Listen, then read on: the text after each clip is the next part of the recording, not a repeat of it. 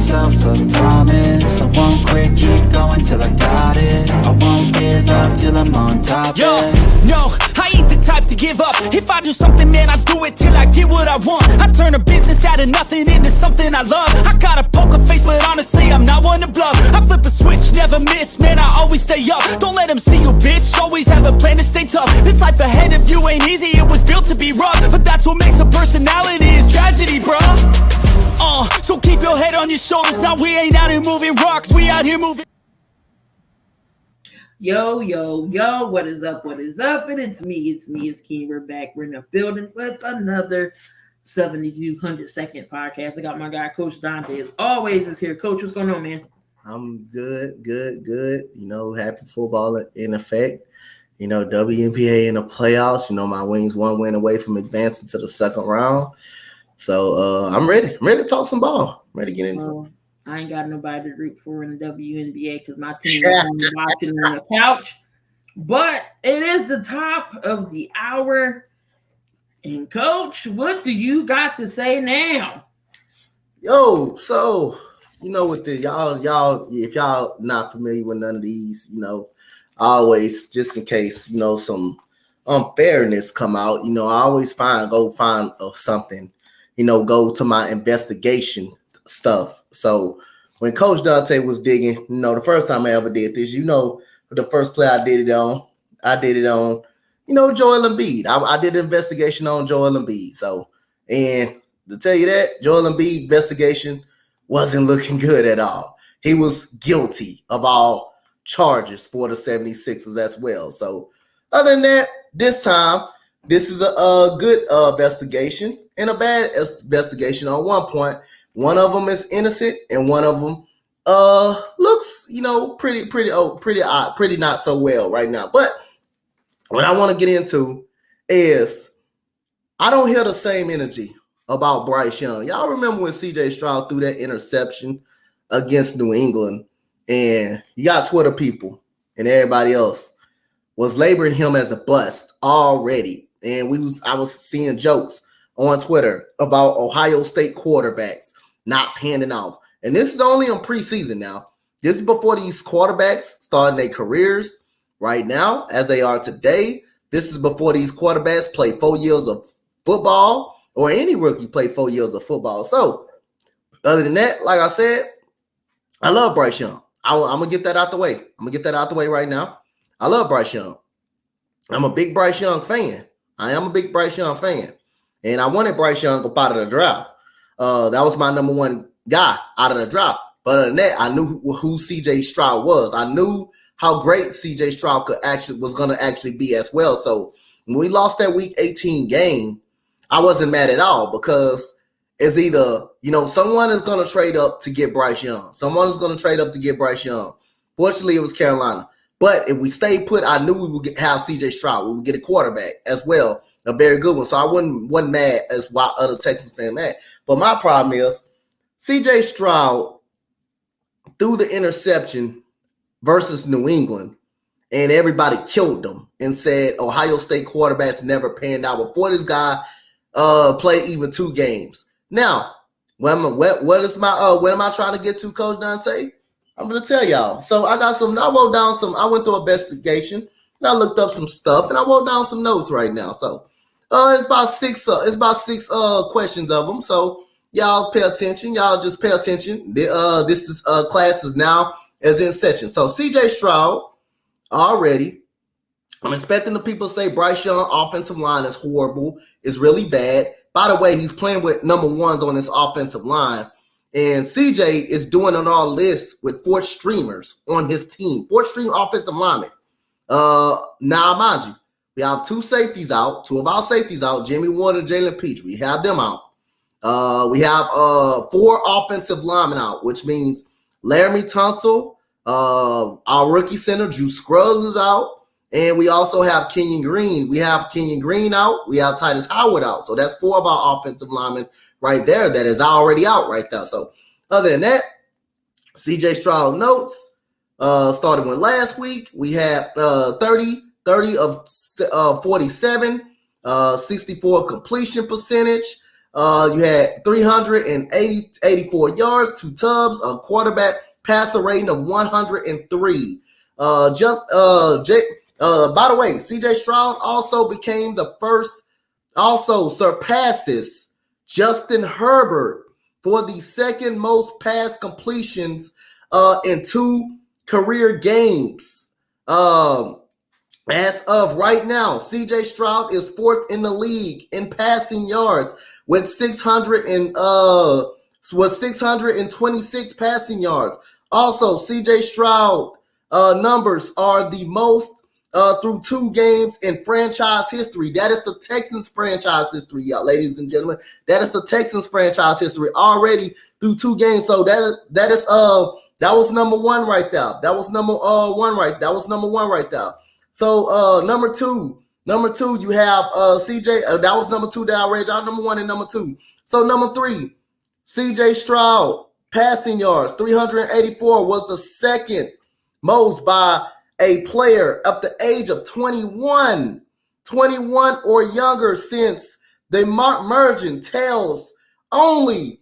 Y'all don't know. Y'all not gonna be able to guess this, but guess what? Matthew Stafford with 422. That was in 2009. So CJ Stroud becomes the second youngest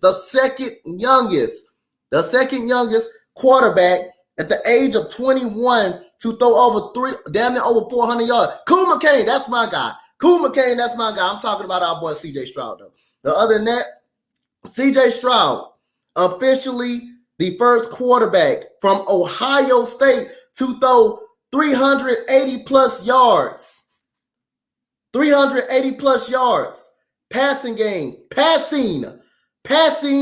You know who he passed up? Justin Fields. Justin Fields has played 27 games, while CJ Stroud has only played 2 games, and CJ Stroud has already passed him up and already thrown over 400 yards, and he already passed up Justin Fields. Already. So we got question number 5. We got question number 5 right here. CJ Stroud is currently second in the AFC. What I said is 626 passing yards. He is currently, that is number 5 and 4 that I just read. He is currently second in the AFC in passing yards through 2 games. Now I'm expecting CJ Stroud, to go through a little struggle, and it's going to happen. He's going to go through a little struggle. He's going to do that. All quarterbacks are going to do that.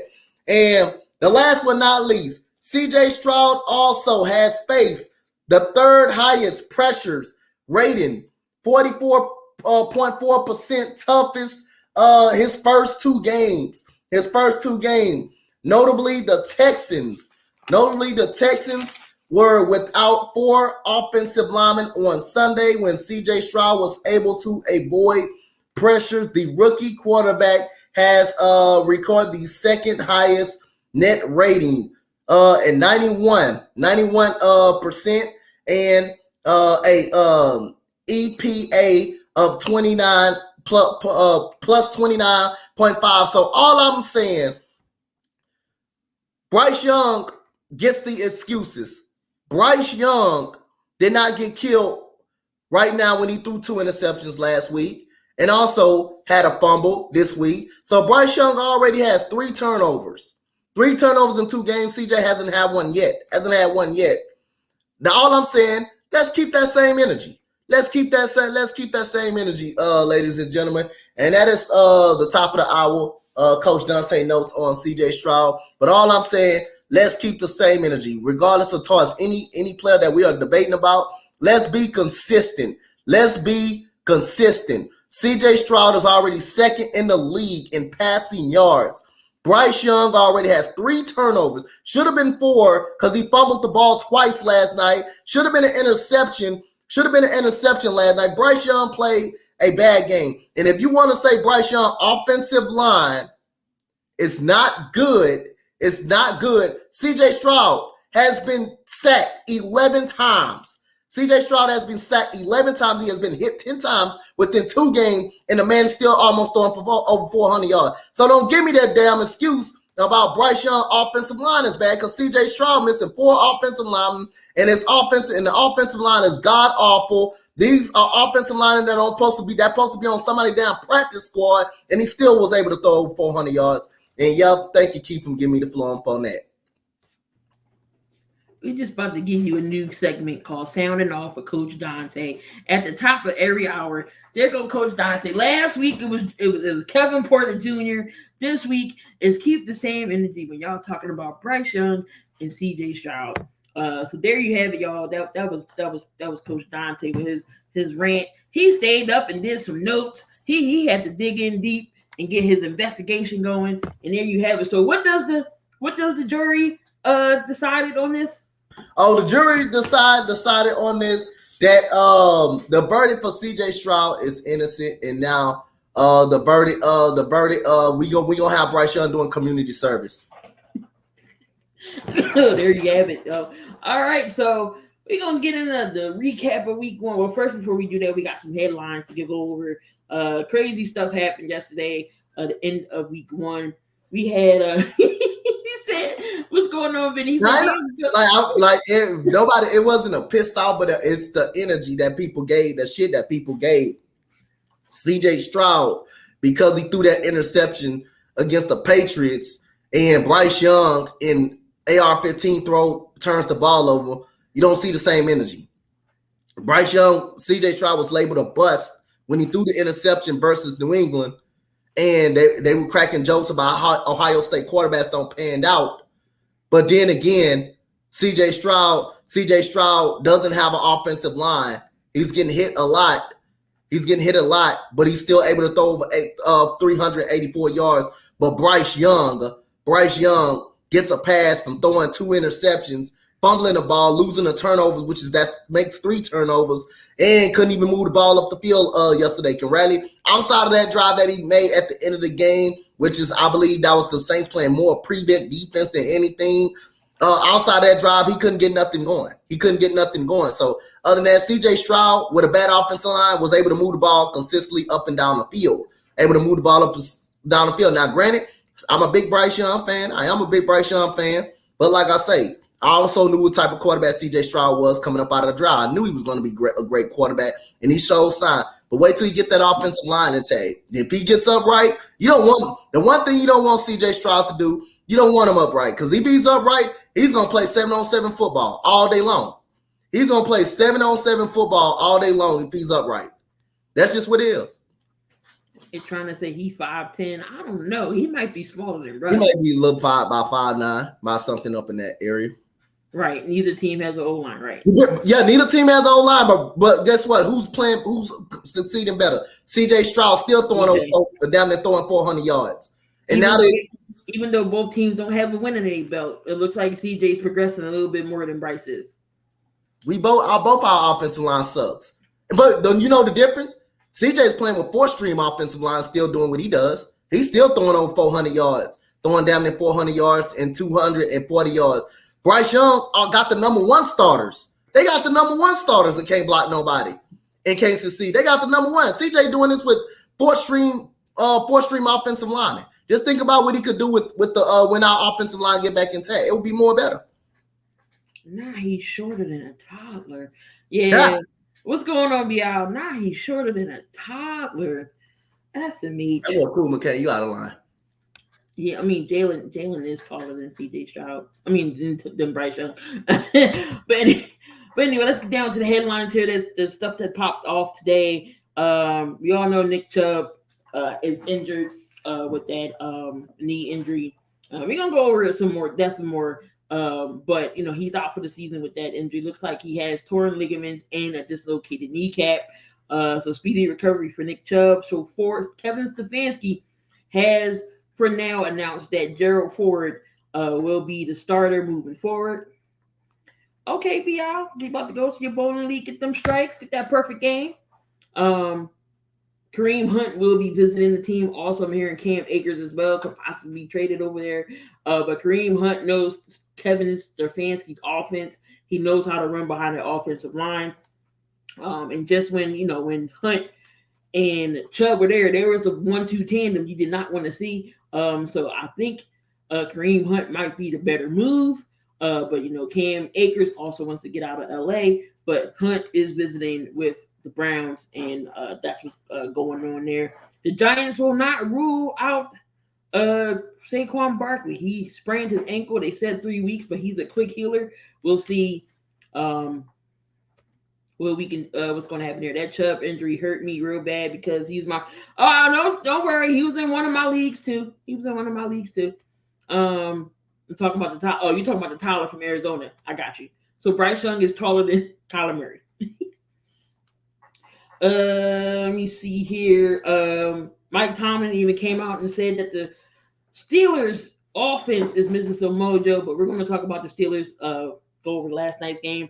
And we got some first time Hall of Fame nominees.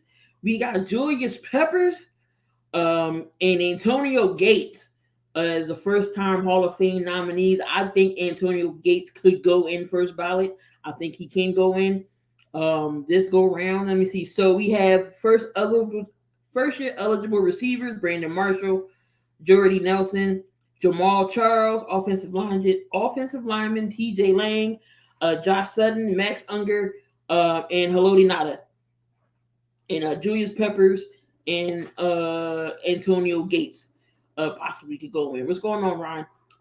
Your thoughts on those first-time nominees? Who you think could possibly get in?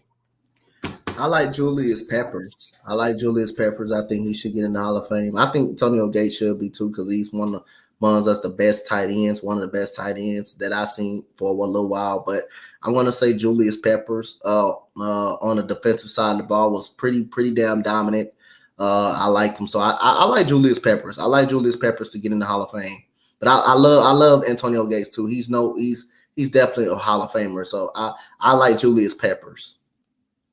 And then, of course, you still got the 2022 renominated first year Devin Hester. Torrey Holt is still a question Torrey Holt should be in the Hall of Fame. Hell, he's not in the Hall of Fame. That's a joke. Torrey Holt should be in the Hall of Fame.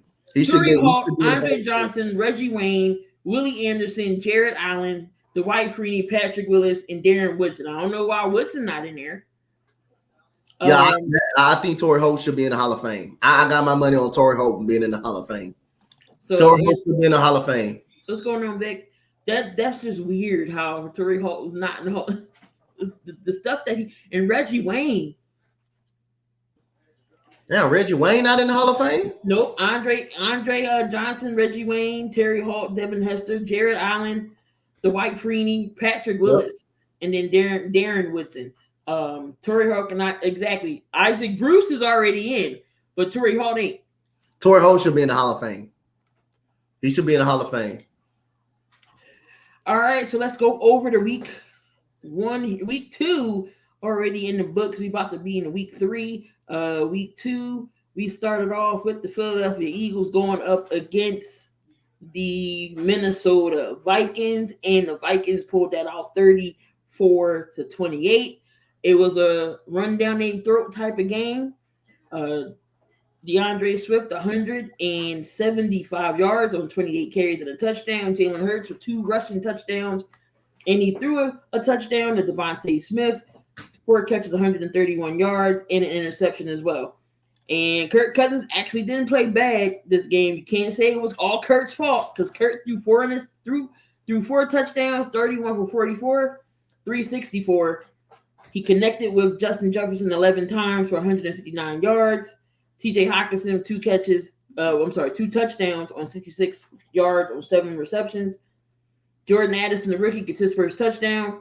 And KJ Osborne with a touchdown as well. It was just a lot of fumbles in those games, a lot of turnovers. I feel like the Eagles could have been up more. Are they still clicking yet? No. Are they winning? Yes, we're 2-0. I think as week 3 comes and we go against Tampa Bay, things should hopefully be clicking with the 10 days off.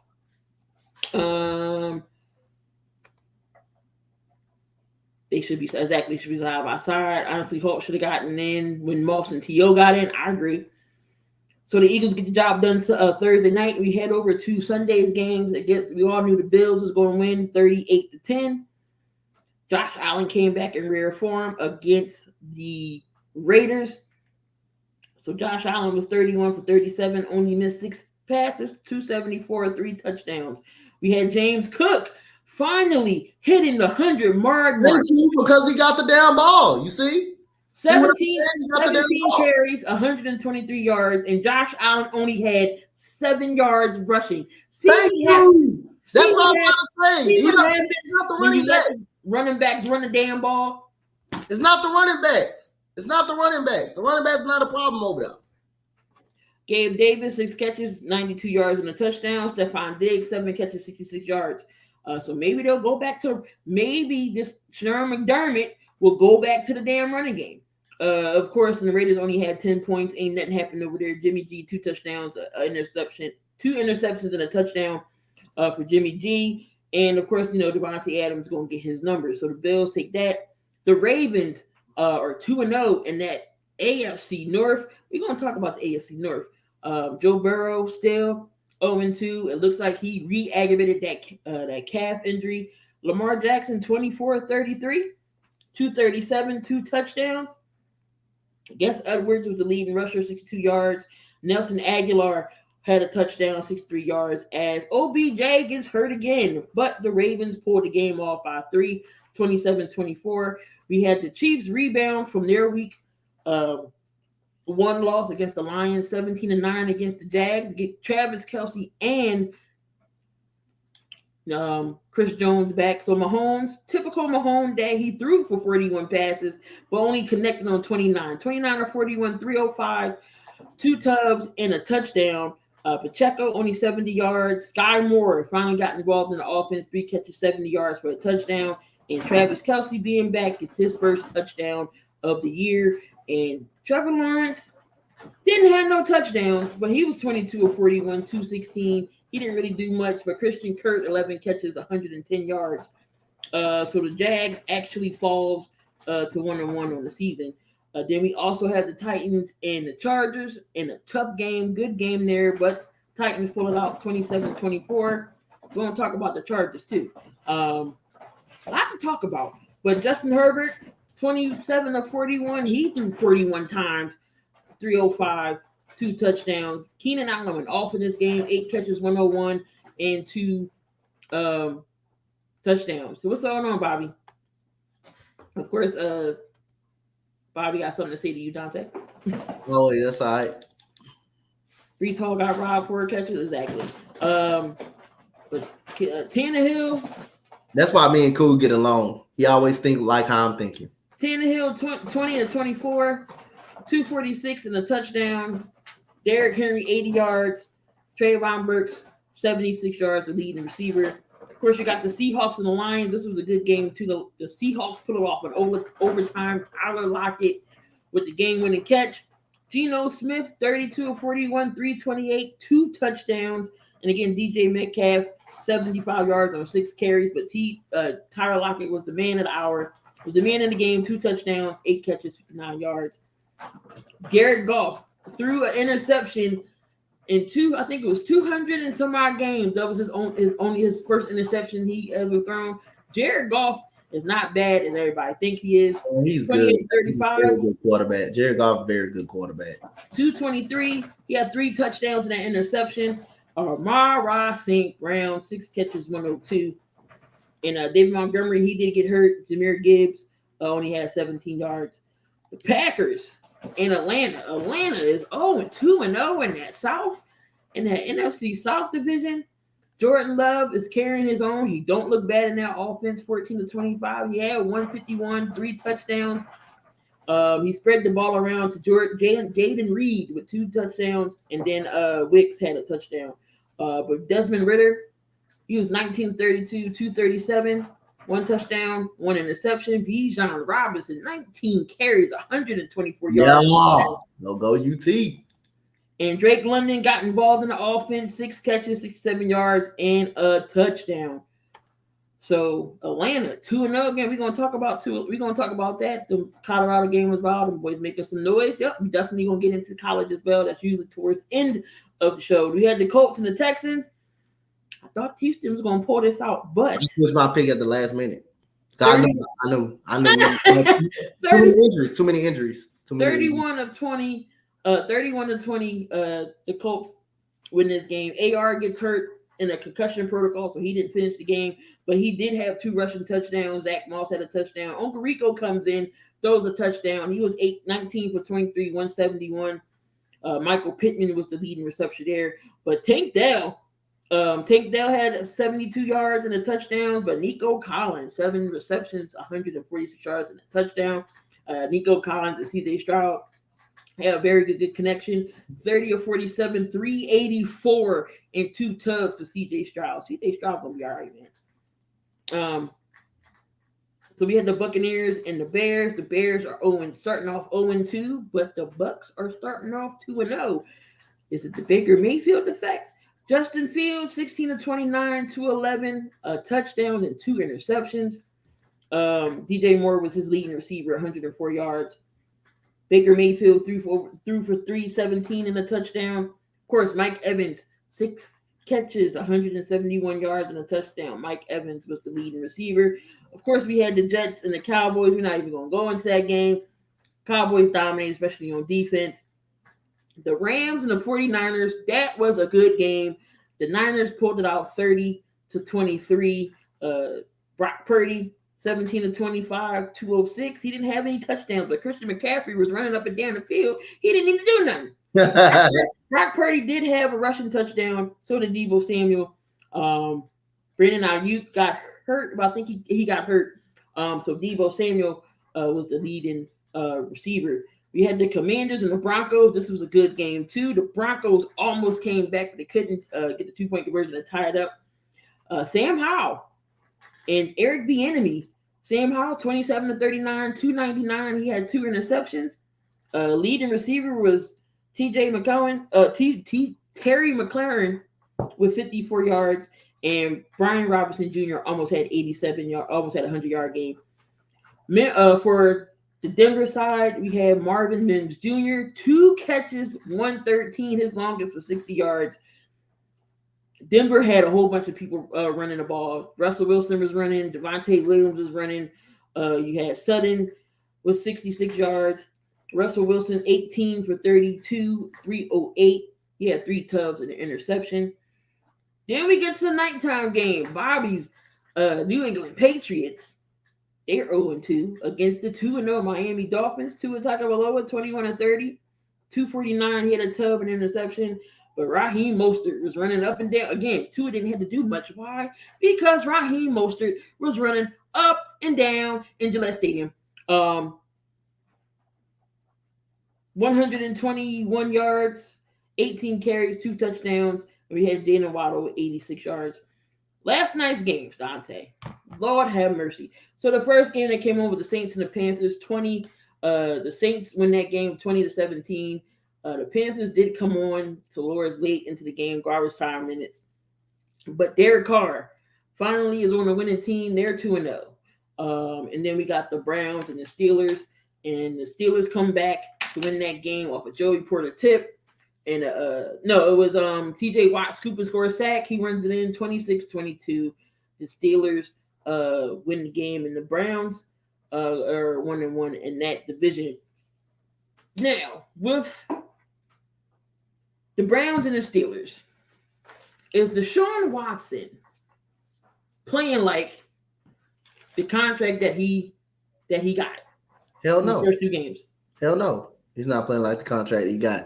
And I need them. I love Deshaun Watson, but I need them to lose much as they can, because you know why? We can get the pick. We can get that damn pick. So other than that, I know they're gonna be competitive. They're gonna be competitive. I think Deshaun Watson, again, I will say this, he will be solid enough to snap up out of it.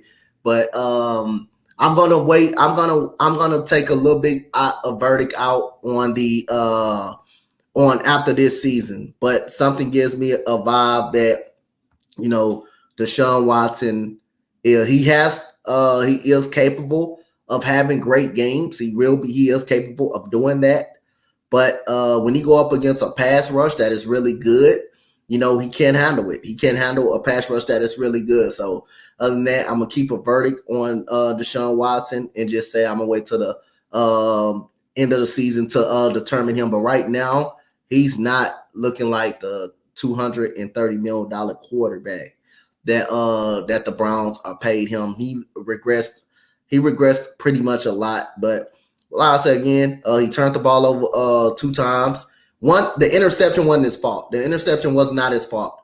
Was not his fault last night. You got to catch that. If you're the receiver, see, I hate interceptions like that. When the ball bounces off of receivers or a tight end hand and it goes right into a DB hand, that interception should be on the receiver, not the quarterback. So I kind of hate interceptions like that, but it counts on the quarterback stats. It counts on the quarterback stats for some reason. But other than that, hey, he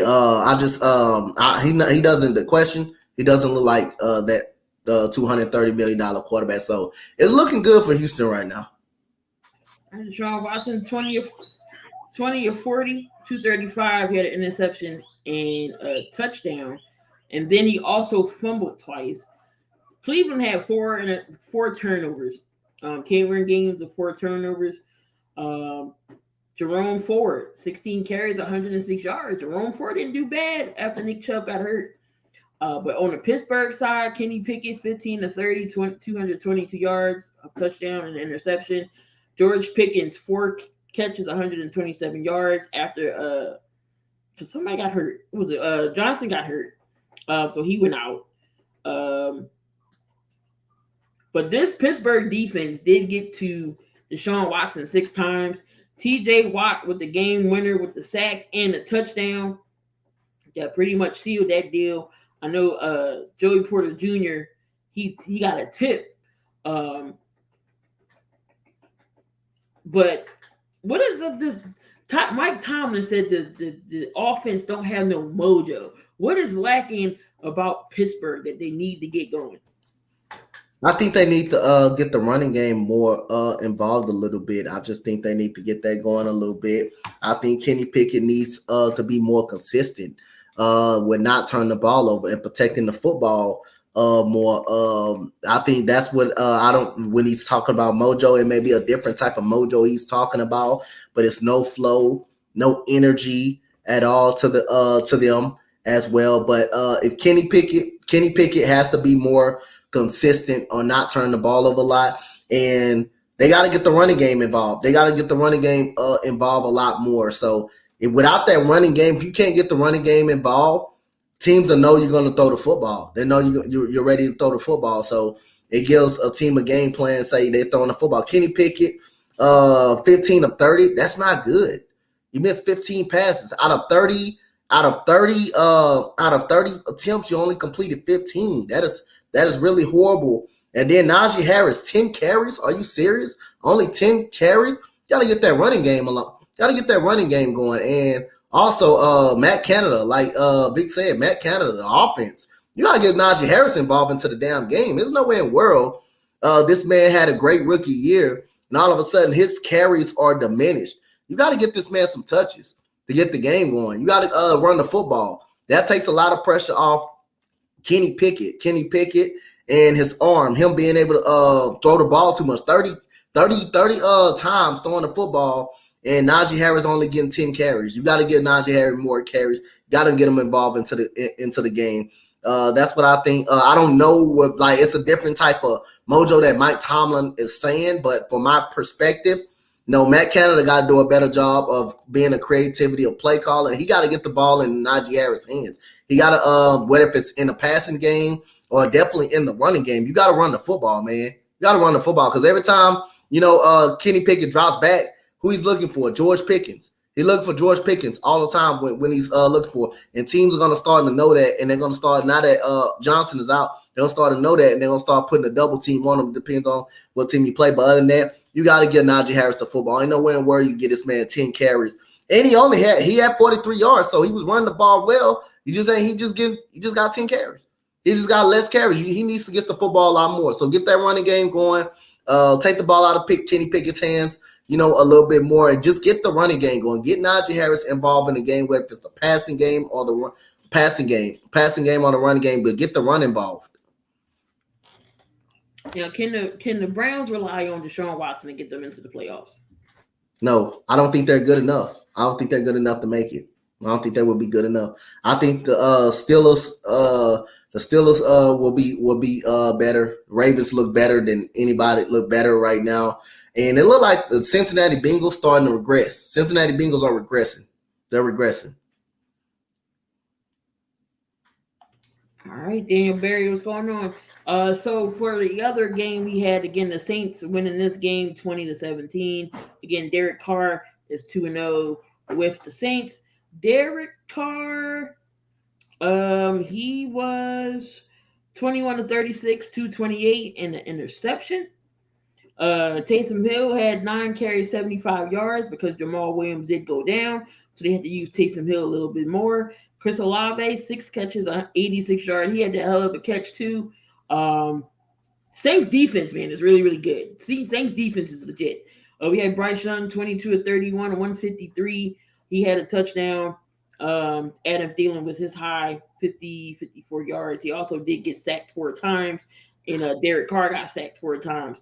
But talk about Derek Carr, how he is with this offense, and how the Saints defense was all over Carolina. Told you, man, that Saints defense is elite, man. That Saints defense is really elite. They got an elite pass rush. Their secondary is really good. Their secondary is really nice. If Marshawn Lattimore can stay healthy.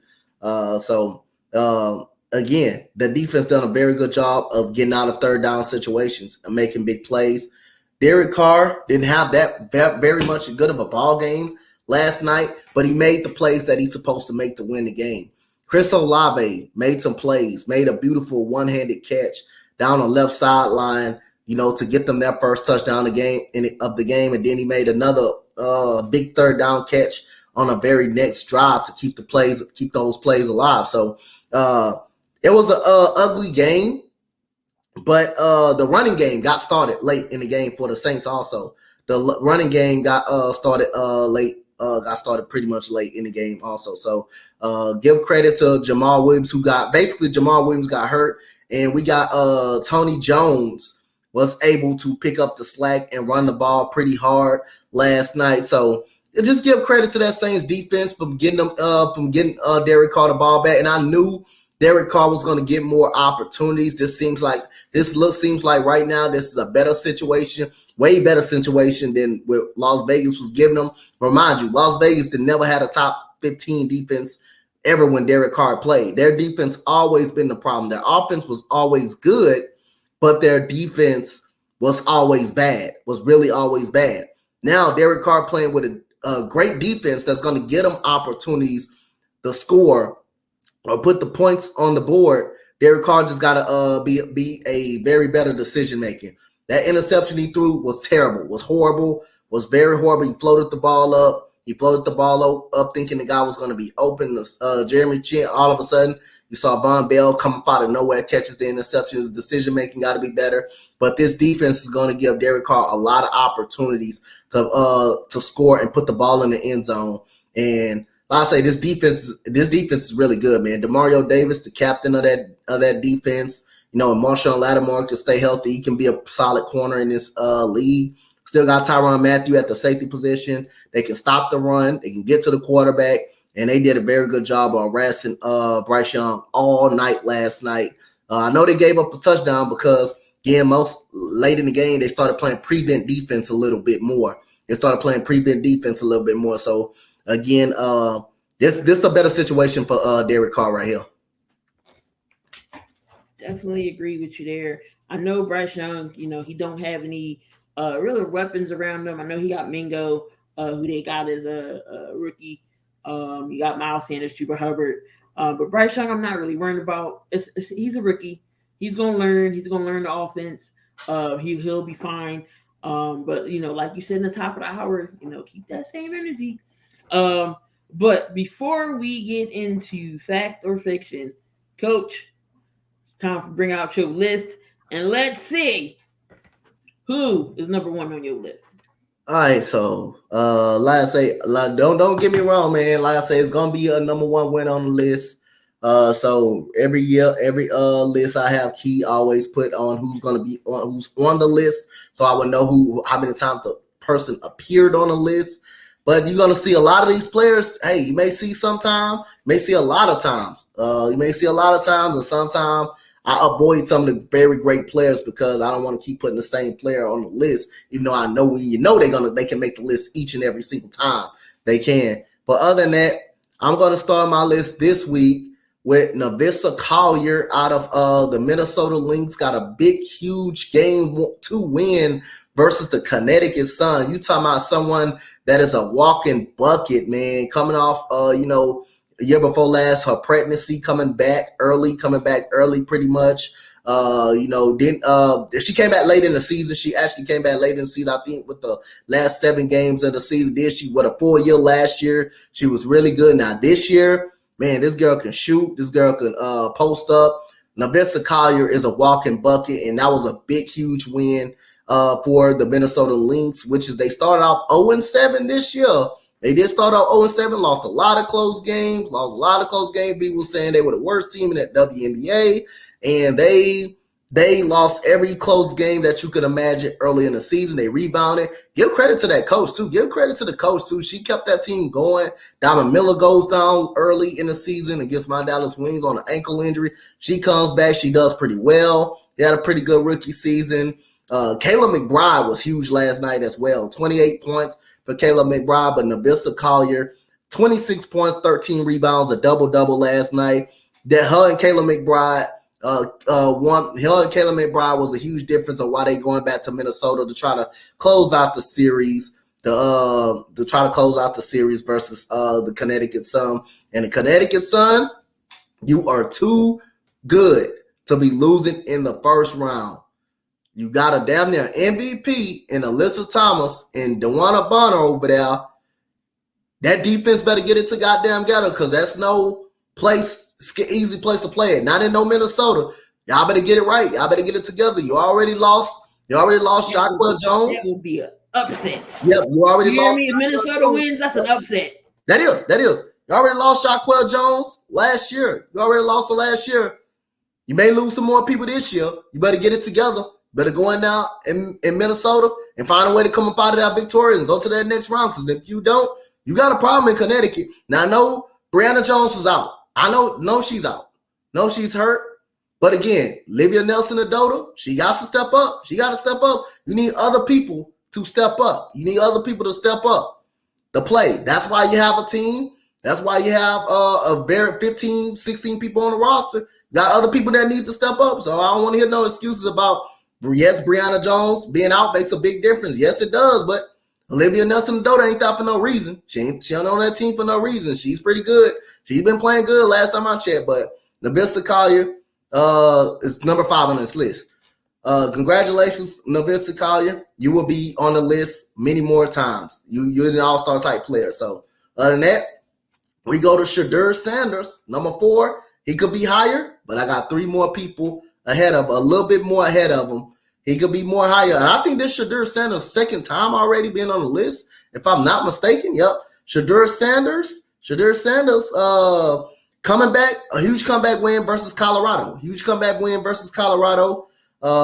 348 yards, 4 touchdowns, including leading the team 98 yards down the field to tie the game up and winning this game in the double overtime. So Shedeur Sanders gets the number 4 on my list. Congratulations, Shedeur Sanders. This is your second time appearing on this list. Number 3, we got Mike Evans at number 3. Mike Evans at number 3 right now. 6 catches, 170 yards and 71 yards and 1 touchdown for Mike Evans. Mike Evans, I don't know if this is his first time on the list, but hey, may not be the last on the list for Mike Evans. Number 2, Asia Wilson. Asia Wilson comes in at number 2. A monstrous elimination game versus the Chicago Sky. 38 points, 16 rebounds for Asia Wilson. A dominant performance.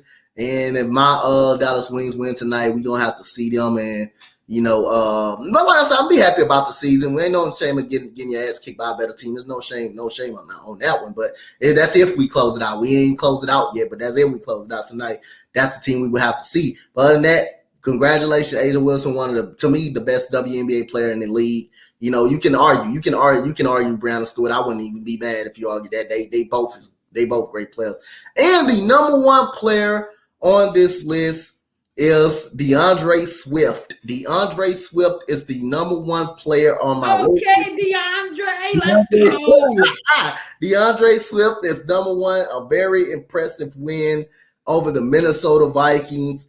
175 yards in a tud. He didn't get a lot of carries week one.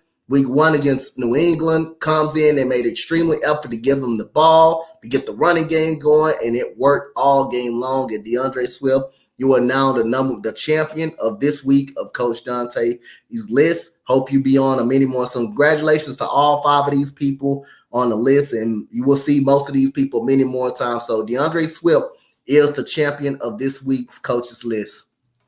All right, and speaking of DeAndre Swift, Chad has a question. A fantasy question. He says, "This is a good ideal trade, Keenan Allen for DeAndre Swift." No, because it's not gonna happen. So in the fantasy, you wouldn't. I don't know if I would trade away Keenan Allen. Oh, you talking about in fantasy? Yeah. No. You say he's gonna start CJ. If CJ get you some points. Jaguar against the Jaguars this week. I don't know. You may have to hold off to the next week. Jaguars got a pretty good defense, so I'm kind of up in the air if you start them or not. All right, let's get into some fact or fiction here, Coach. Fact or fiction: Joe Burrow and the Bengals are going to miss the playoffs.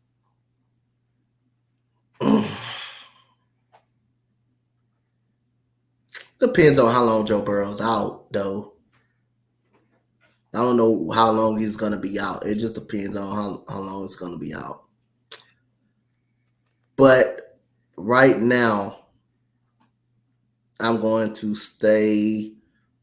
It's hard. This is a hard question. I don't know the status of the injury. I don't know how long he's going to be out to determine that. But I'm going to assume he's going to be out. He's out. So I'm going to say fact, they will miss the playoffs. I think if they go down 0-3, it's not going to be looking good from there. Fact or fiction: the Bears will regret trading away their number one pick from this year's draft.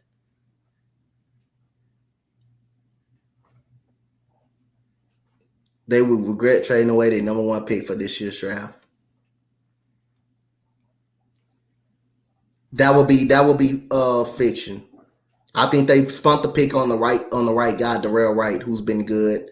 They weren't gonna get a quarterback anyway. They weren't gonna get a quarterback, so I think that's fiction. I'm gonna go fiction on that one. They needed help on the offensive line. That's what they got, Darrell Wright. They shouldn't. They weren't looking for a quarterback. They weren't never gonna get a quarterback. They were always from the moment looking to trade that number one pick. So I'm gonna say fiction. Baker Mayfield's Buccaneers are NFC contenders. Fiction. Hell no. And fact or fiction: Broncos will move on from Russ. Fact, after this year. And the Dolphins will win the AFC East. I'm still saying fiction. I'm still holding my end to the bargain on the Buffalo Bills. All right, there was your fact or fiction. A couple more things to talk about here in the NFL before we move on. Some things going on in the NBA, not too crazy. But speaking of Joe Burrow, in that AFC North, has the AFC North taken a step back?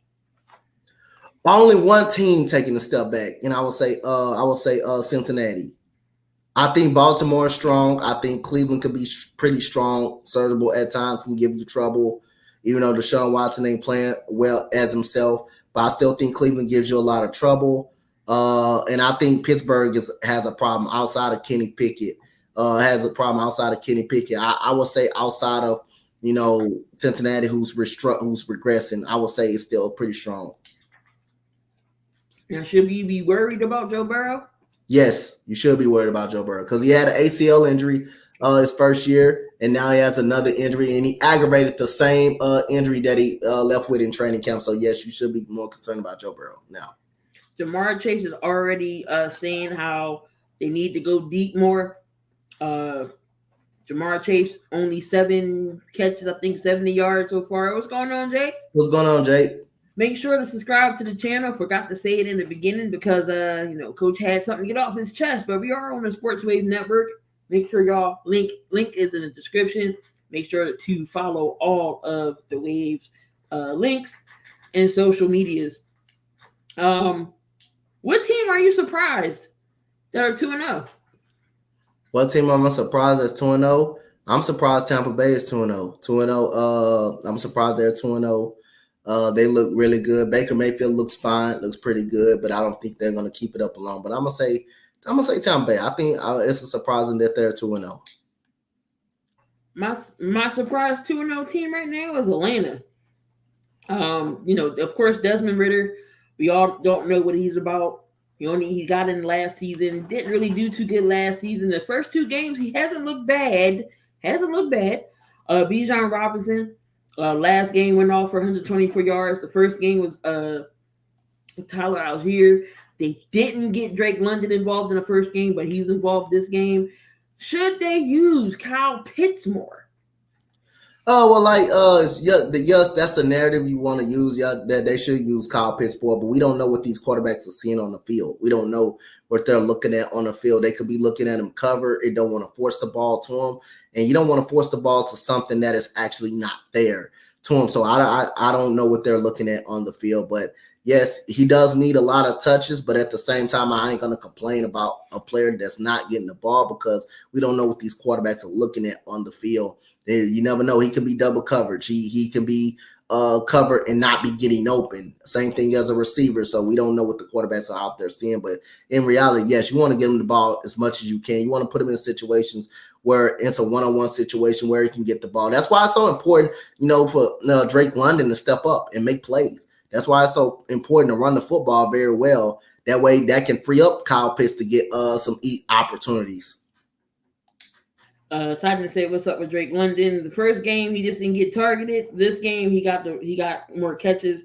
Okay, so we got Miami. Well, Miami is always a team that starts off pretty good. Baltimore starting off 2-0. Dallas, I'm not worrying about Dallas because guess what? They start off hot last year, and Dallas fans, just wait. Because you know why? Because you're an accident waiting to happen. And when you get your hopes all up, you crash every time and get the fan base all hyped about going to the Super Bowl, this, and this, and it comes crashing down. So just wait, because it always happens. Washington, are you surprised Washington's 2-0 right now? No, I'm not surprised because I know they got a good enough team. They got a good enough team to be competitive. They got a good enough team to be competitive. Sam Howell's looking solid. He's looking solid. Terry McLaurin is a number one wide receiver. He just didn't get a lot of recognition because he's been playing with bad quarterback play basically his whole career. Their defensive line is really good. Really good. Is actually really good. So I'm not surprised that they're 2-0, and they look really good in Eric Bieniemy's offense, play calling and scheme. So I'm not surprised that they're 2-0. They got that competitive team. They're a competitive football team. They're not a bad team. They're not a bad team at all.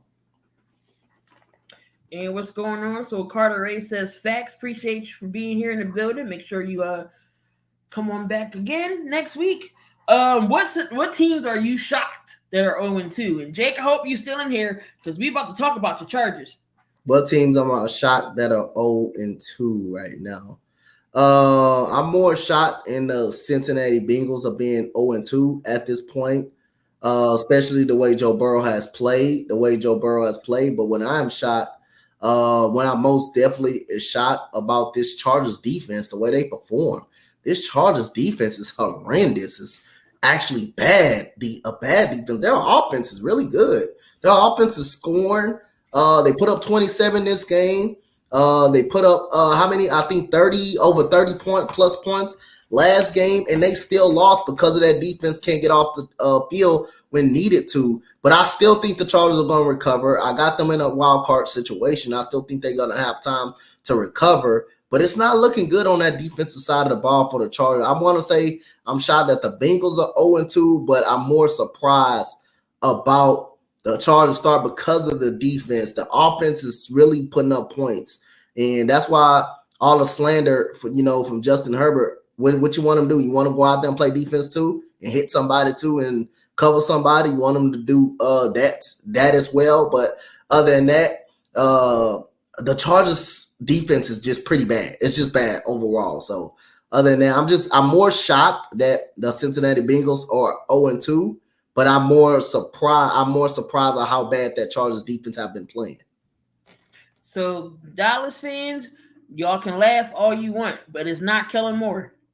It's not Kellen Moore calling them players over there, because offensively they're getting it done. It's the defense that's selling them. Do you think that they should have got rid of Brandon Staley right at the end of that game against the Jaguars? They should have gave him his pink slip. Is Brandon Staley on the hot seat? Yes, he should be. If they don't make the playoffs, or if they lose again in a wild card situation, yes, he should be gone. This should be his last year. He should have been fired on the field the moment he lost that 27-point lead. He shouldn't have went home on that. He shouldn't have went home on the plane. They should have gave him his pink slip right then and there. They don't even worry about your services, sir. Your services are done. But no, Brandon Staley is definitely steaming right now. His butt is toasty. I mean, it's toasty. It's not on fire yet, but it's getting damn near close to being toasty, like a marshmallow. But I don't know. Something got to give with the Chargers. Herbert is putting them in positions, and they didn't have Austin Eckler last week, and they still was finding a way to put up points. This defense. I mean, Khalil Mack. You still got J.C. Jackson, who haven't been the same J.C. Jackson since he left New England. Joey Bosa, can he stay healthy? I don't know what the Chargers are going to do. Derwin James, he's still there. He's doing what he can. It's just the Chargers got to get that defense off the field. Breece Hall. What's going on, Mo? Breece Hall only got 4 carries in this Dallas game. What is Nathaniel Hackett doing on the offensive side of this ball, calling these plays? What is Hackett doing? Well, Dalvin Cook supposed to be the better running back. I mean, you brought him in. Is Dalvin Cook gonna want to play? See, that's the thing that you get when you have a 1,600-yard back coming from Minnesota and you're bringing him to New York. Now all of a sudden, you have Breece Hall was gonna be one of the best backs in the league last year, and guess what? Until he tore his ACL up, he was on the verge of being the offensive rookie of the year and on pace for like 1,500 to 1,200 yards. Now all of a sudden, you bring Dalvin Cook in the mix, a 1,600-yard back. Now they're splitting. I'm splitting carries with a guy that's coming from Minnesota. That's 1,600 yards that that need his touches. So now Breece Hall is upset that he only had 4 carries. He only had 4 carries because he's behind all of a sudden Dalvin Cook, who had a 1,600-yard year last year. So other than that, and do I blame Breece Hall from getting upset? I don't blame Breece Hall from getting upset because he was on the verge of last year, but having a great season and being over 1,400 yards before he tore his ACL up and being an offensive rookie of the year before he got hurt. Remember, the race was between him and Damian Pierce earlier during the year, but when he actually tore his ACL, so now he's playing behind a 1,600-yard running back that just coming out of Minnesota, and now that's taking most of his carries. So hell yeah, I'll be disappointed. I'll be wanting the ball a lot more because he's brought in to be the number one running back from the Jets. Now you bring Dalvin Cook in. Now he's the number one back. Now Breece Hall got to defer. So that could be cancerous right there between those two guys. I got Shannon Sharp, Uncle Shay. He said on First Take yesterday, it had me in tears. He said that Zach Wilson couldn't play a dead person in a horror movie. Yo, I was no more good when he said that. But is Zach Wilson the reason why the Jets are the biggest problem right now? Well, for that Dallas game, I don't know what more they could have done to win that game because Dallas, they put the whooping on them from already start to finish. So I don't know what more the Jets could have done to flip the game around if they could have ran the ball. Now Dallas is a good defense. Dallas gave up 0 blank, the New York Giants, and they only gave up 10 to the New York Jets. But then again, the Jets offense is not world beaters either. They're not world beaters on the offensive side of the ball. But other than that, Zach Wilson, we all know what he is right now. He's a bust. He's not a good quarterback. He's a backup quarterback at best. But there's many factors in that game that they could have that went on. But Zach Wilson is the main culprit why they lost the game. But in plus the running game, the running game couldn't, when you don't get the running game involved, everybody knows you're gonna throw. Everybody knows you're throwing the ball. So, Dallas got one of is good in the secondary as well. And plus that pass rush. That pass rush gave Zach Wilson a lot of problems. That's facts. Mike Greenberg on Get Up said that the Jets need to call Kirk Cousins or somebody else in there to take over. The Jets moved up to get this man. The Jets moved up and got Sam Darnold. The Jets are literally a quarterback away. They need to fix the offensive line. I've been telling Jets fans, I said this O-line is trash. Oh, our O-line ain't trash. We'll be okay. Okay. Yeah, all right. Nathaniel Hackett ain't calling no plays for Breece Hall. We only have 4 yards. And then you got Dalvin Cook, who don't get no yards. You expect Zach Wilson to stay back there and just throw for his life. He was running for his life against a great pass rush in the Dallas Cowboys. Something got to give in New York, and Zach Wilson ain't it. I don't know if you call a veteran. I don't know if you put Case Keenum back there because they did get him. Call Uncle Rico. Well, I would say call for Uncle Rico because AR is going to be in concussion protocol, so I'm sure he'll be back. One of these veteran quarterbacks that ain't going to get in this game, in no games as backups, call them because something ain't right. So I had the Jets not winning, going to the playoffs anyway. Before Aaron Rodgers got hurt, the Jets O-line is solid blocking, but hot garbage at the pass protection. That's sad. So if they're not bad run blocking, this means you need to run the damn ball, Hackett. Run the ball. You got 2 capable running backs to run the ball, and it will open up the passing game for Zach Wilson to find a Garrett Wilson, to find his other receivers.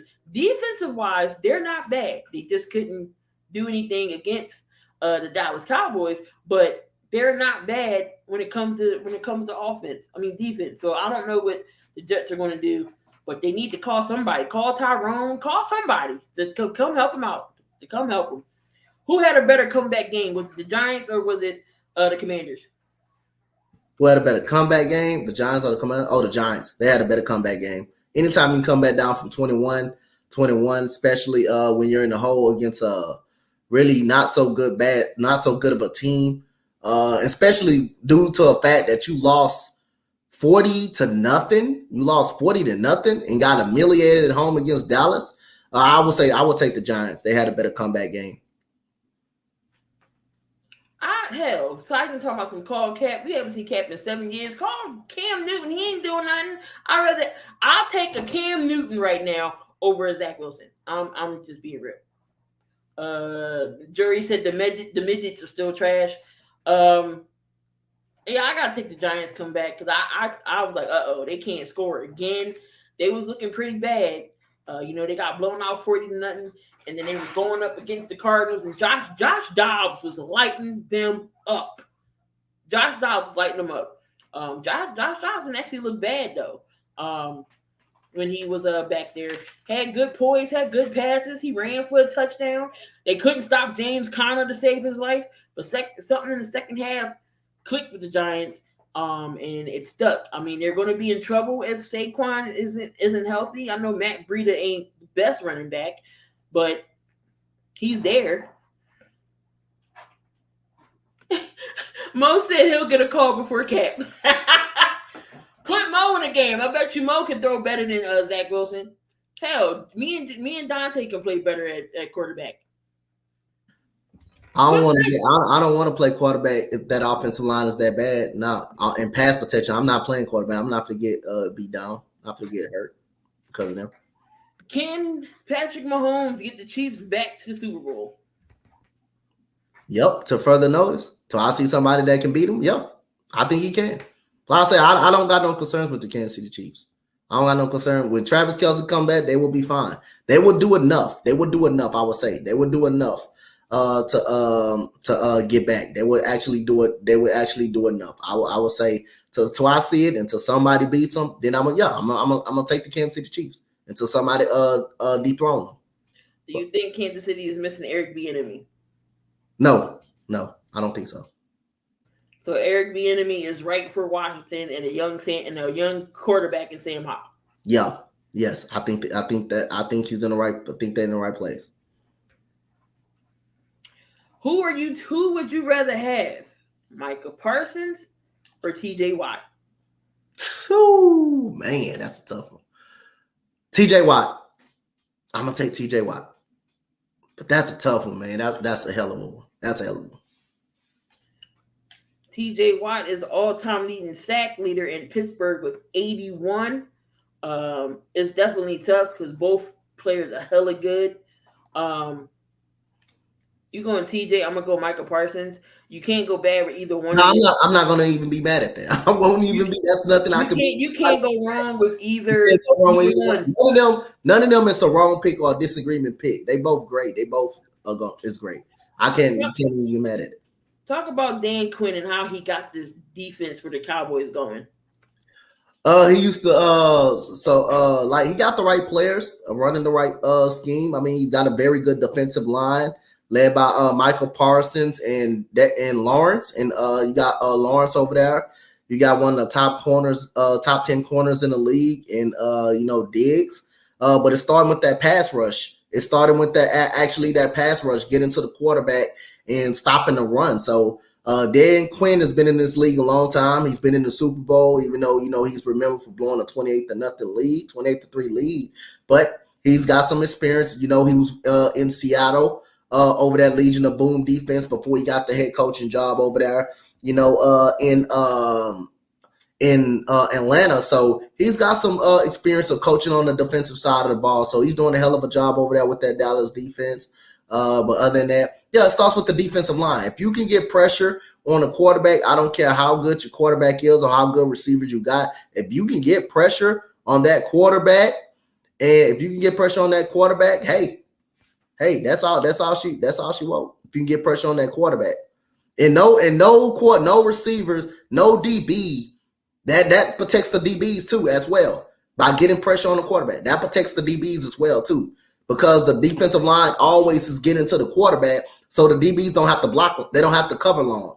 But if you can protect your quarterback and you got a great offensive line like the Eagles do, to give Jalen Hurts some time in the pocket, so any quarterback that can survey the field, then I don't care what type of how good your cornerbacks is, they will not hold up if you can protect your quarterback. They will not hold up. They can't cover for that long. But it starts with that defensive line and them guys winning their battles up front. Can the Bills trust Josh Allen to make it through the playoffs? No, and I'm not trusting them. Because they ain't gonna run the ball. They're not gonna run the ball, and that offensive system is gonna go through Josh Allen. And when you're studying throwing the ball, this the thing. They know the Bills are gonna throw the ball. They know the Bills are gonna throw the ball. They know they're not gonna run the ball. So that's a lot of pressure on Josh Allen. That's a lot of times to hit Josh Allen because he's gonna be a part of the running game, and that's gonna be probably a lot of mistakes by Josh Allen. Yes, he's gonna have some good moments, some great throws here and there. But when he has to sit back and throw 40, 50 times, that's going to lead to a lot of opportunities for the defensive backs to catch interceptions. If they're running the ball, now if they run the ball with James Cook like they did Sunday, then that could be a lot tougher to stop them. That could be a lot tougher to stop. You got a better chance of winning with that than having to depend on Josh Allen throwing the ball 40 or 50 times.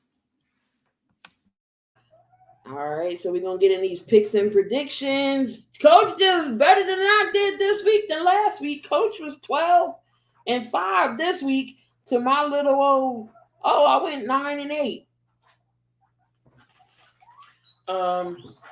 So, damn guinea pigs. I know y'all act like y'all don't eat. I swear they act like they don't eat. All right, yo. So we're gonna get into week 3. We already on week 3's week 3 picks and predictions. So starting off week 3, we got the Thursday night. Oh Lord. Thursday night game, we got the Giants and the damn 49ers. Who wins this game? I'm going with the 49ers. Lord have mercy. Going with the Niners too. Niners will be 3-0, and I'm sure Daniel Jones will be looking that. I'm sure that defense is going to get to Daniel Jones. We got the Colts and the Ravens. 2-0 Ravens. Ravens. I'm taking the Ravens. I got the Ravens too. They're going to be 3-0. We got the Browns and Browns in Cleveland. This is not to say a toss up. The Browns in Cleveland. The Browns and Titans. I'm taking the Titans. I said the same thing. Can Tannehill hold up? I know that Browns defense is good.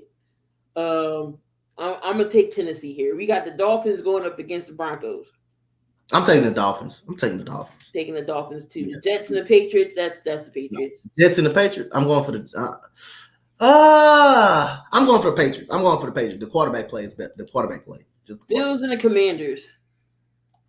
Bills and Commanders. I'm going to take the Bills on this one. Yeah, I'm going to take the Bills too.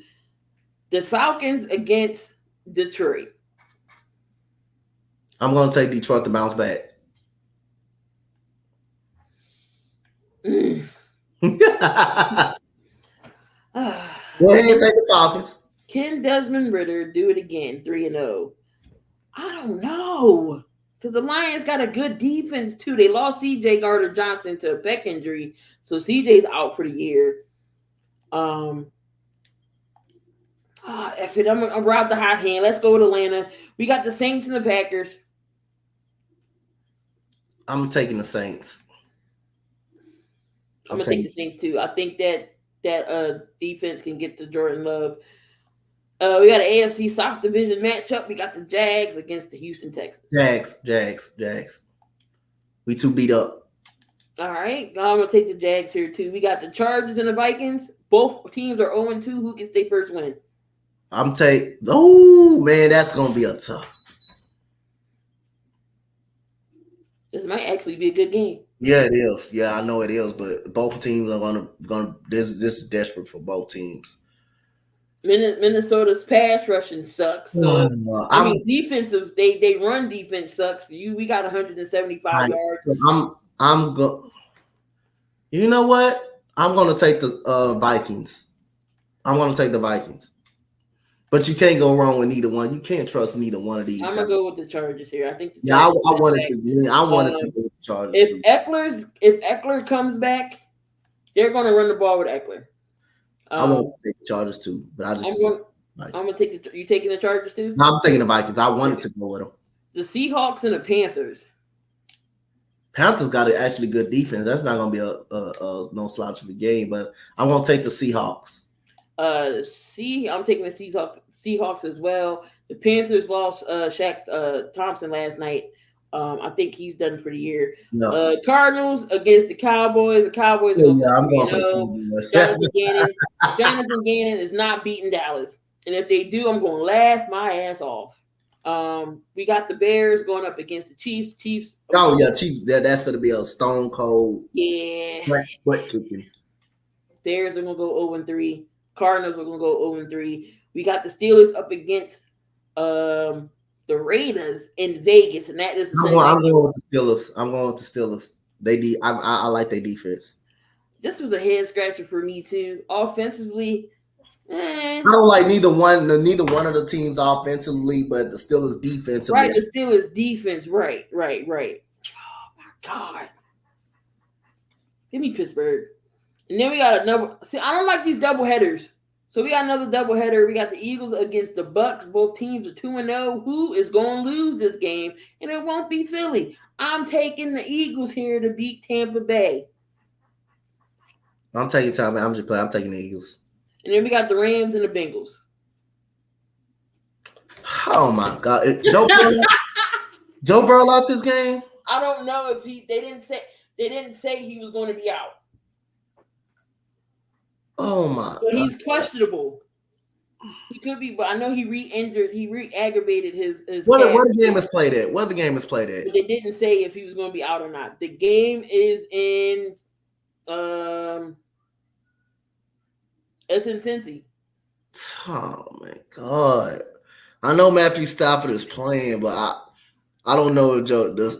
I know I'm gonna pick the game, and I'm gonna fortunately pick They the going game. Siphon and Vic are going Rams. I'm gonna pick the game in the pick 'em. Actually, I know.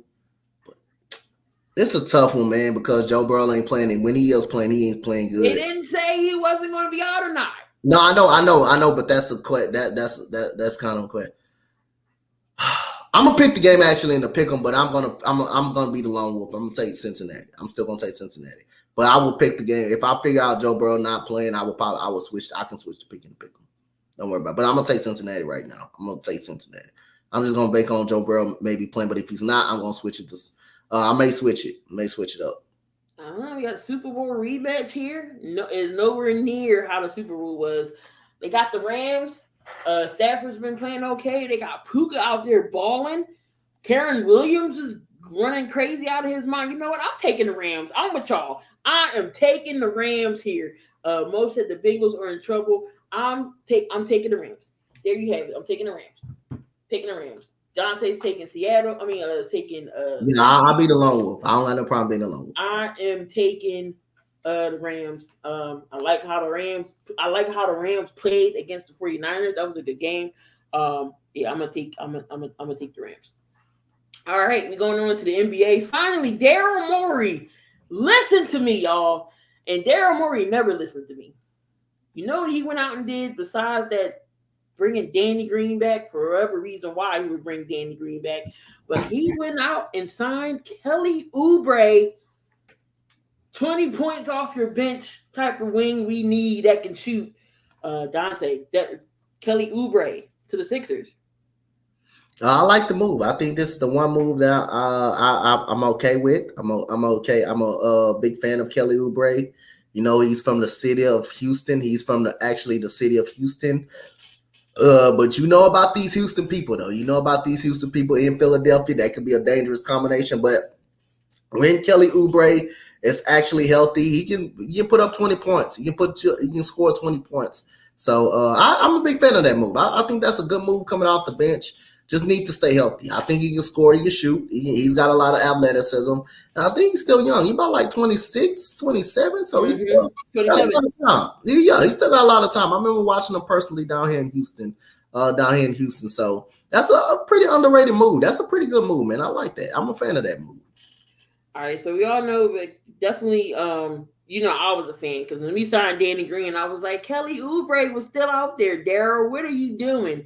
And then, sure enough, he gets him. So I was happy about that.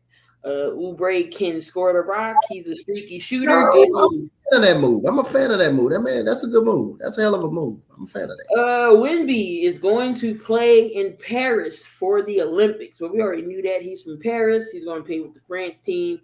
Would Joel Embiid be on the France team? We don't know. Or will he play for the U.S. team? Because LeBron already stated that he wants to play for the U.S. team in 2024. LeBron, KD, Curry. So we'll see what's going on with the Olympic team. The Lakers signed Jared Vanderbilt to a 4-year extension. Rob is at it again, Mo. Good move for the Lakers here. Yeah, they basically keeping the band back together. What got them to the Western Conference Finals in the first place, even though Jared Vanderbilt, kind of checked out in the actual playoff Western Conference Finals. But I think they're running it back. But they're showing me they're actually running it back for another year, and with getting better on the bench and getting their deep bench better. So I like the move. I like the move out of Lakers. Like I say, I hate the Lakers. Don't like them at all. But you just gotta be honest about what direction they're going in. That was pretty good signing. They're keeping the band back together. What got them to the Western Conference Finals. So there were some teams that said that was in for a Dame besides Miami. But then the GM for Portland said, I'm not just giving up. I want anything in return. I want the house. So he wants to house the car, the kids, and the dog, and the mascot, and the arena workers, and whoever works in that port, whoever works for the other team. That's what he wants. And I don't blame Portland's GM for saying that. But do you think Dame still will get traded? I still think he gets traded, but I don't know if it be like I'm kind of in and out on Miami. I'm kind of in and out on Miami because I don't think Miami would give up the keys in the car in the house to everybody to them. They already lost Matt Screws and Gabe Vincent. They already lost two of those guys that was productive coming off the bench pretty much. You don't want to lose no more depth. You don't want to lose no more depth on your team. So I don't think it would be right to gut your offense, to gut your whole team for just one player. So, and give credit, like my boy Mo said, 1,000% agree with Mo. Portland is doing a good job of standing on their ground. Do not give them up. Do not give him up until you get the deal that would help your team. No, you're not going to bend over backwards for Damian Lillard. Yes, he deserves a right to go to a championship contender team or a playoff team. But as the GM, this is a business. You're going to do whatever it takes to get the right draft capital, the right players to help with your team. Portland already said they were tanking at the last minute of the season, which is the reason they sat Damian Lillard down. What's the reason they sat him? They sat him down. They already sent Damian Lillard a message. We're moving on by drafting Scoot Henderson. Damian Lillard did not want just Scoot Henderson drafted. They drafted him, so they showed you what direction that they were going in. So you hold on to him as much as you can. Don't let him come to training camp. Let him stay out. Y'all don't give a damn if it's in the end of the season. You got leverage. Damian Lillard don't have the leverage. Damian Lillard don't have the. Portland has some leverage to what they want to send him. Portland trades Damian Lillard. Remember, on their terms, not his terms, on their terms. So Portland is doing a good job, like Mo said. Hey, hold on to him, just like the Rockets did. He wanted to go to Philadelphia. The Rockets didn't send him to Philadelphia right then and there.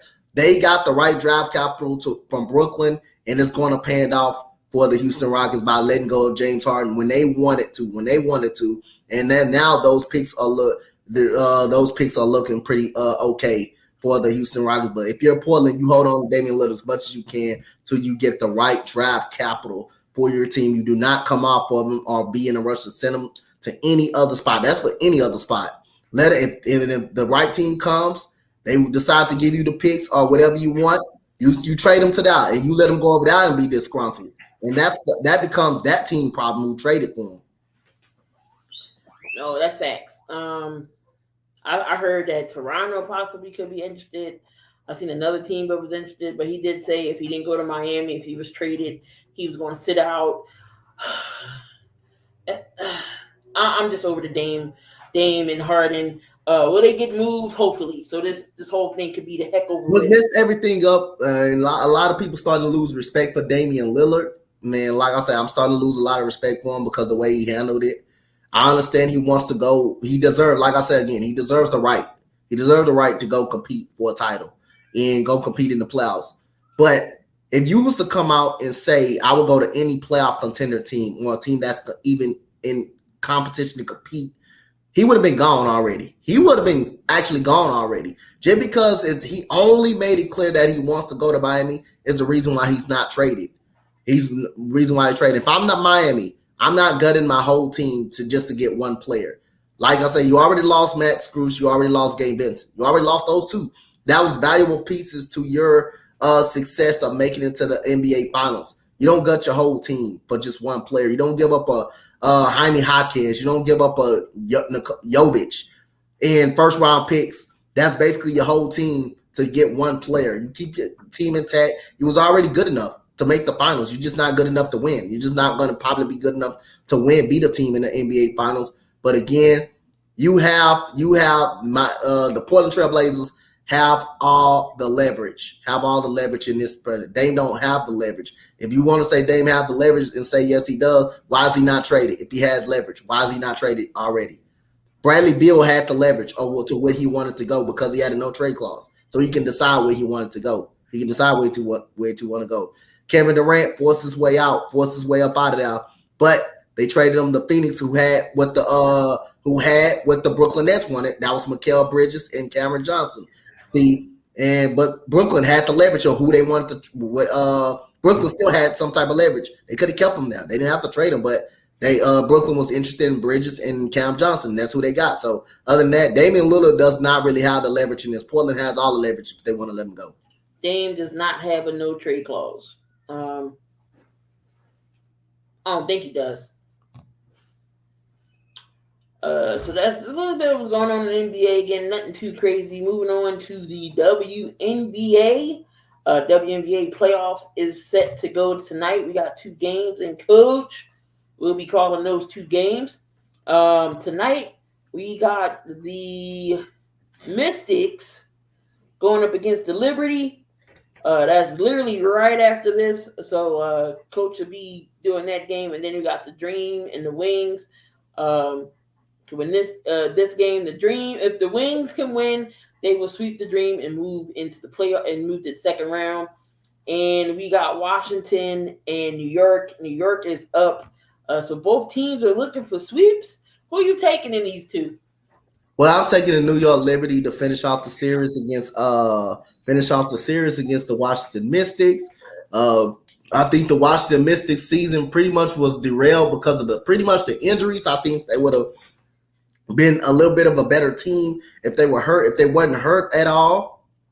I'm taking the Liberty. Liberty's still a better team at home, and I'm going to take the Atlanta Dream to split the series and to go to Atlanta to win. So go to Atlanta. I'm also going to take the sweep over the Washington Mystics.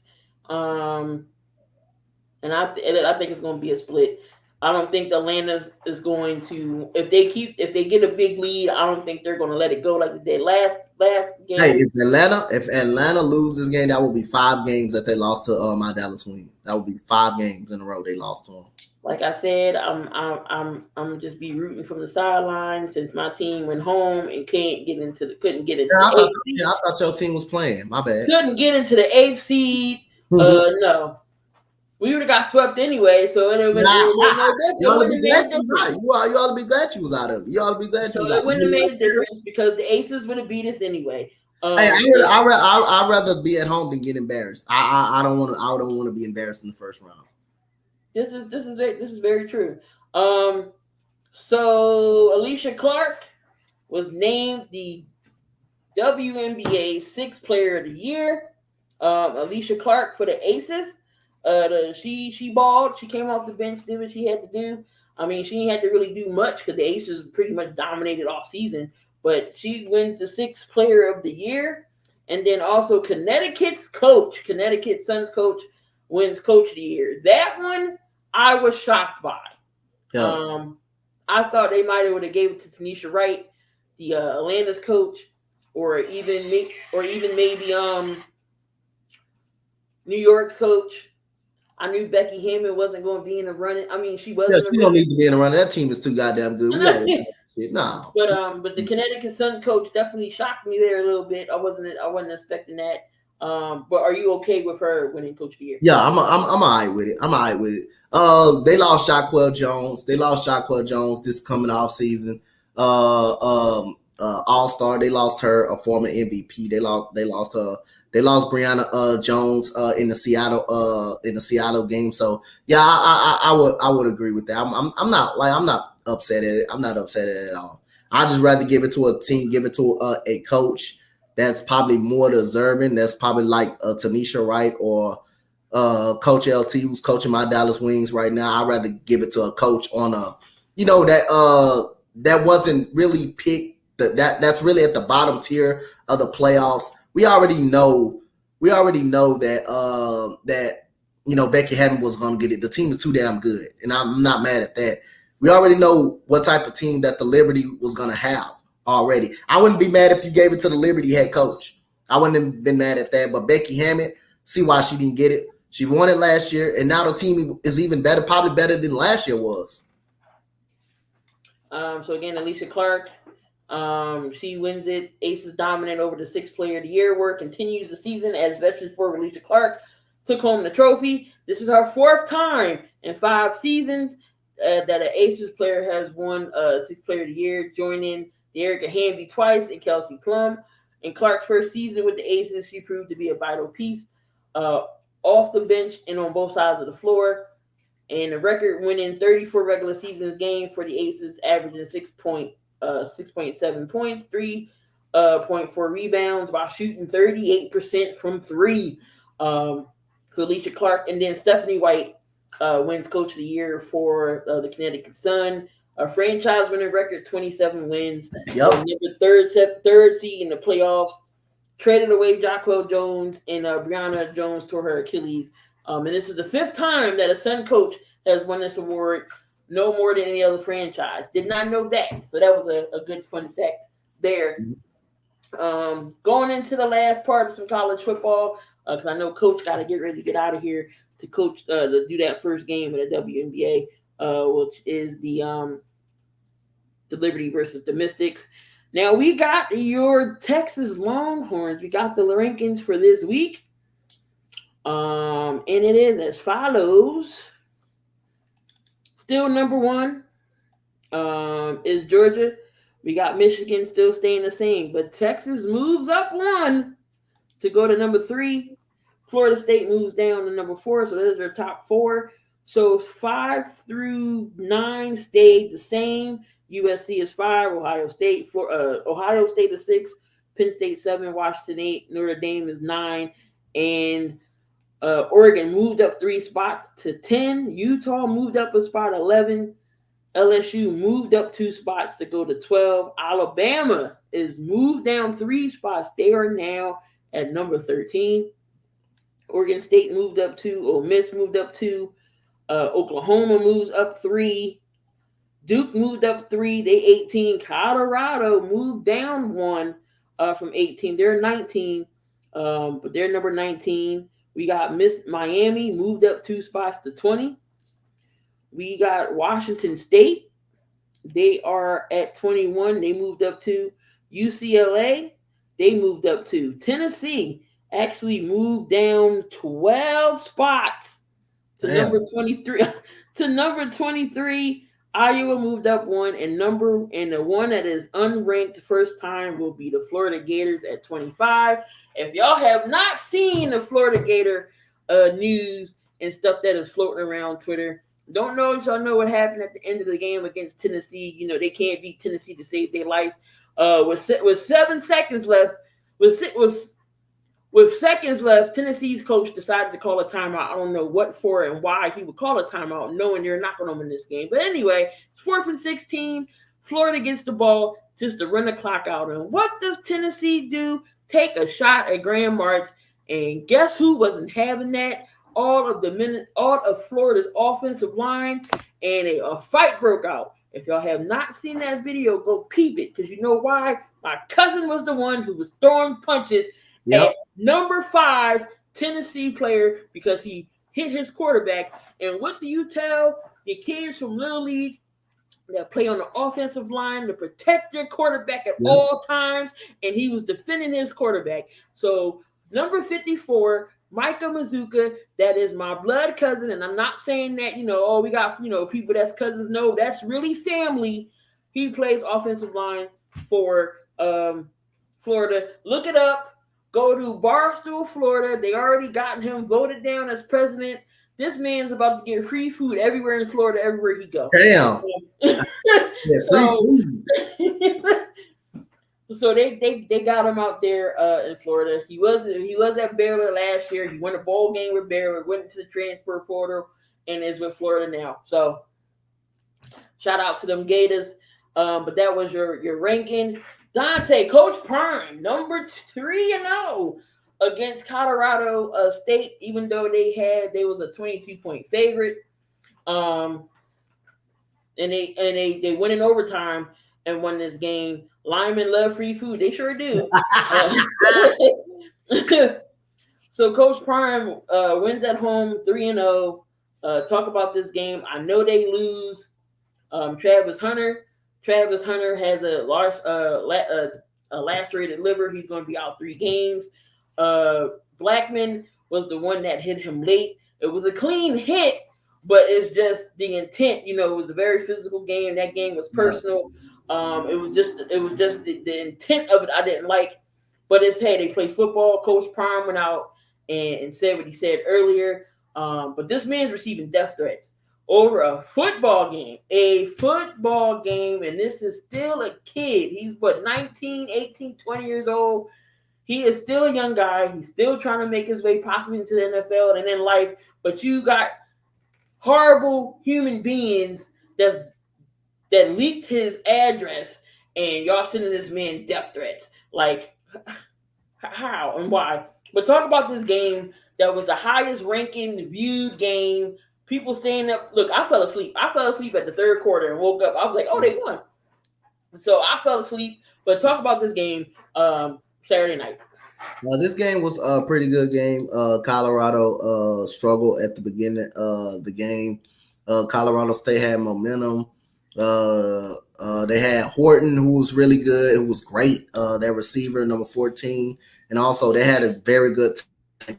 I thought the offense played pretty well. The problem is, CU defense is not good. CU defense is not very good at all. But Shadur Sanders in Colorado woke up at the beginning of the fourth quarter. They started getting a little bit momentum. They started moving the ball down the field, and then that 98-yard drive down the field to turn it into overtime. So Shadur Sanders handled it really well. There was tight end Harris had a very good game. I think he had 3 touchdowns. He had 2 in the game. He had 2. Yeah, and like I say, Shadur Sanders showed how great he was. Moving the team down the field with 98 yards down the field with about in 1 minute, probably within 1 minute at that time. Really didn't. I don't think they had nothing but probably one or two timeouts at that point of time. But that shows you, that Colorado State, they had a great game. The quarterback, outside of the 2 interceptions, was really good.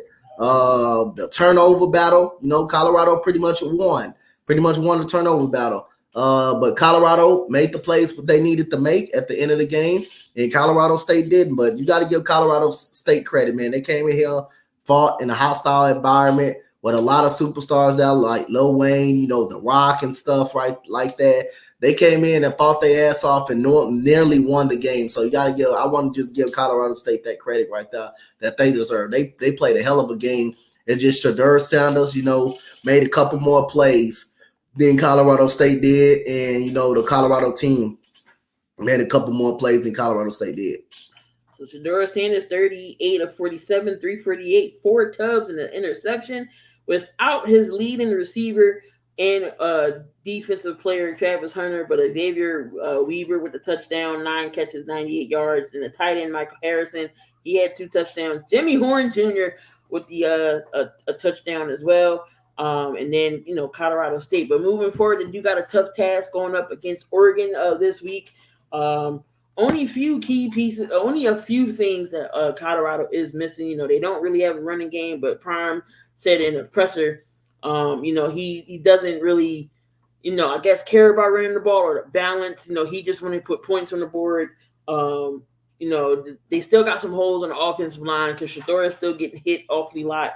Their run defense still needs some work on the offensive line. But if they beat Oregon, does this change the narrative about Colorado? If they beat Oregon, it's a huge plus, man. If they beat Oregon this weekend, it'd be a huge plus. They can be on target from being I expected Colorado CU to be better next year. Definitely with the transfer portal. He's going to get guys from the transfer portal. He's going to get a lot of 5 stars. So you expect the team to start moving to that New Year's Six Bowl game next year. This year, they beat Oregon in Oregon. Hey, they can probably get to a New Year's Six Bowl this coming year. So, like I said again, I got them going 7-5. I think they lose to Oregon, but this will be a huge step up going into Eugene, going into Oregon and beating Oregon, man. They will be right on part. They will be right on set early if they just somehow beat Oregon. So this will be the first conference game against Oregon. And we'll run down these picks real quick. And then we can call it a day. So we got Michigan going up against Rutgers. I'm going Michigan. Both 3-0. We had Florida State almost. They squeaked by Boston College last week. They're going up against Clemson. Who you got? Florida State versus Clemson. I'm going from the upset. I'm going Clemson to win this game. And Oklahoma against Cincinnati. Oklahoma. And we got Colorado going up against Oregon. Oregon. UCLA versus Utah. Utah. Ole Miss and Alabama. Or you got any upsets here? Oh, I'm. You know what? The quarterback situation is out of hand in Alabama. I'm taking Ole Miss. And Jalen Milroe is back at starter. Yeah, I'm taking Ole Miss. Duke versus UConn. Duke. We got Miami versus Temple. Miami. UTSA versus Tennessee. Tennessee. Arkansas versus LSU. LSU. Oregon State, Washington State. Oregon State. Florida versus Charlotte. Florida should win this game. Florida. UNLV versus Georgia. Georgia. Ass whooping. Your Texas Longhorns up against Baylor. Texas. Ohio State and Notre Dame.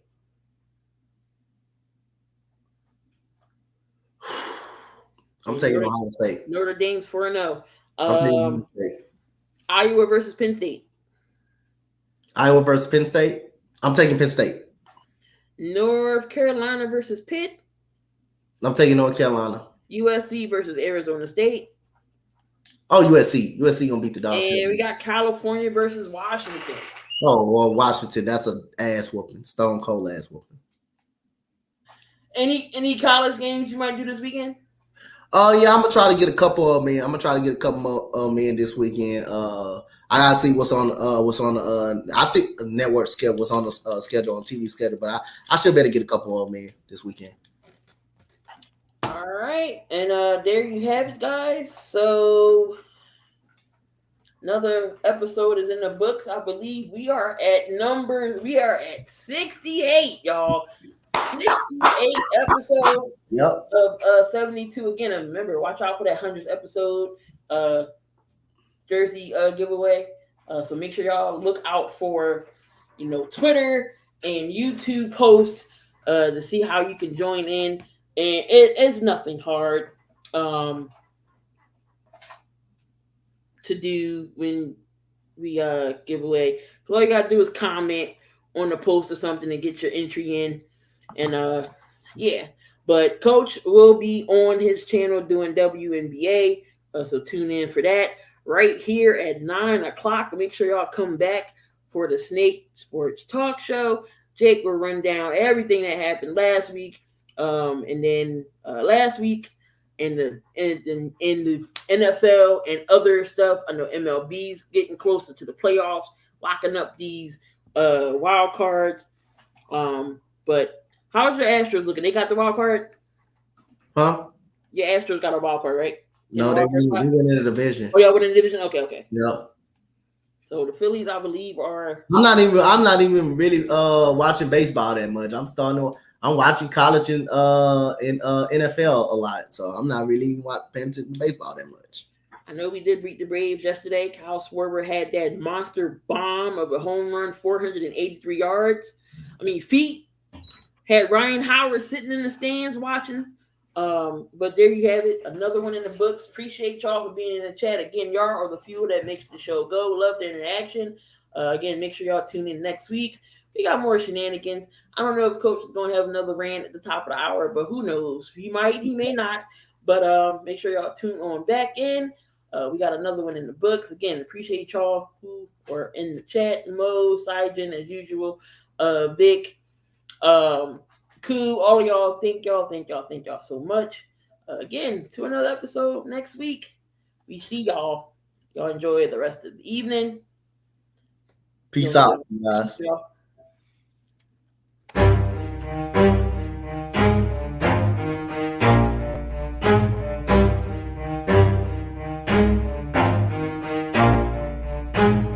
Never stop, I'll get it if I want it. Gotta make to myself myself a promise. I won't quit, keep going till I got it. I won't give up till I'm on top. Yo, yeah.